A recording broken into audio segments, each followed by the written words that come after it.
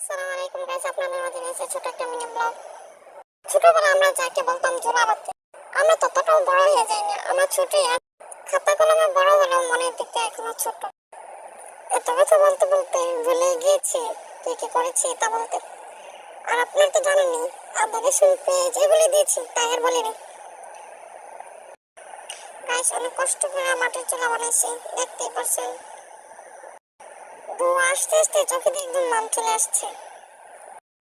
আপনাদের সাথে কথা বলতে বলতে এখানে পোলাও বসিয়ে দিয়েছি।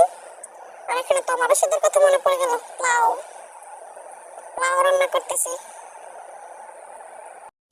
গাইস, এটা আমাদের প্রথম যে বাইরে নিজের ইচ্ছা মতো করলাম। রান্না করতে ইচ্ছে করলেও অনেক সময় ছোটবেলার শৈশবে ফিরে দিতে ইচ্ছে করে, তাই জন্য একটু করলাম। আর আপনাদের সাথে কথা বলতে বলতে আমি পোলাও রান্না করে ফেলছি, গোস্ত বসিয়ে দিয়েছি। গোস্ত প্রায় শেষ। আর না পেরে আর সন্ধ্যা হয়ে গেছে, তাই কারেন্টে চলে এসে বসিয়ে দিলাম ডাল, যেটাকে সাধারণত বোনা ডালে বলা যায়। এদিকে